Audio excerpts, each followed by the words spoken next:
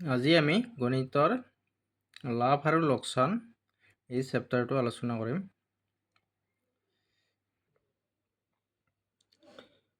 ইয়াত প্ৰথম প্ৰশ্নটো আছে, এজন মানুহে বস্তু এটা 250 টকাত কিনি 400 টকাত বিক্ৰী কৰিলে, তেওঁৰ লাভ বা লোকচানৰ শতকৰা হাৰ হ'ব 60% পাইছোঁ। ইয়াত আমি কি কৰিব লাগিব, ইয়াত মই সমাধানবিলাক দি দিছোঁ একেবাৰে। ইয়াত বস্তুটোৰ কিনা দাম লাগিব, কিনা দাম 250 টকা আছে, বেচা দাম 400 টকা আছে। লাভৰ পৰিমাণ, যিহেতু কিনা দামতকৈ বেচা দাম বেছি, গতিকে লাভ হৈছে নিশ্চয়, গতিকে লাভৰ পৰিমাণটো উলিয়াই লৈছোঁ 150 টকা। এতিয়া লাভৰ শতকৰা হাৰ হ'ব, তলত সদায় কিনা দাম থাকিব, ওপৰত লাভৰ পৰিমাণ পূৰণ 100%।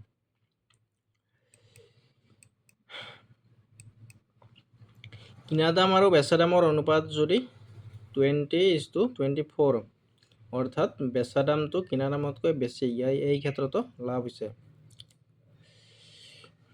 ইয়াত 20% লাভ হৈছে। এইটো কেনেকৈ পালোঁ আমি, ইয়াত আমি কিনা দাম 20 টকা বুলি ধৰি লৈছোঁ, বেচা দাম 24 টকা ধৰিছোঁ, গতিকে লাভৰ পৰিমাণ 4 টকা, লাভৰ শতকৰা হাৰ 20/4 পূৰণ 100%। নেক্সট, এইটোতো মই বেচা দামটো উলিয়াই লৈছোঁ প্ৰথম। বেচা দামটো যিহেতু আমাক দিয়া নাই, বেচা দামটো এনেকৈ উলিয়াই লৈছোঁ।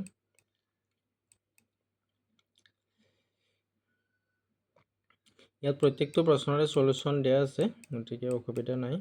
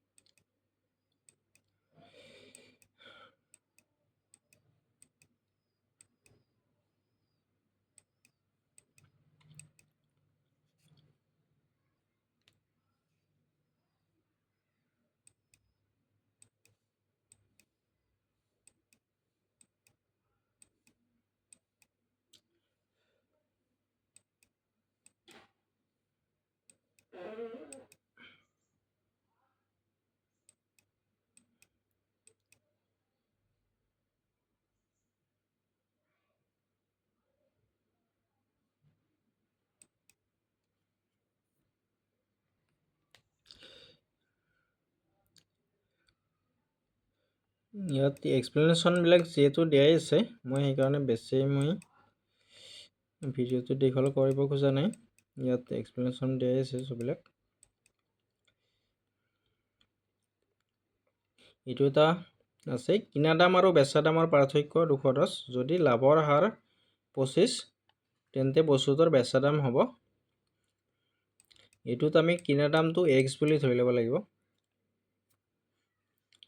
কিনা দাম x আৰু বেচা দাম যিহেতু 210 টকা লাভ হৈছে, গতিকে কিনা দামৰ লগত 210 টকা যোগ কৰিলে আমি বেচা দাম পাম। প্ৰশ্ন মতে x2 হ'ল কিনা দাম আৰু x-ৰ 25%, এই দুটা লগ কৰিলে আমি পাম x + 20 210। এইখিনিৰ পৰা আমি সমাধান কৰি x-ৰ মান পাইছোঁ 840 টকা, তাৰমানে কিনা দাম 840 টকা।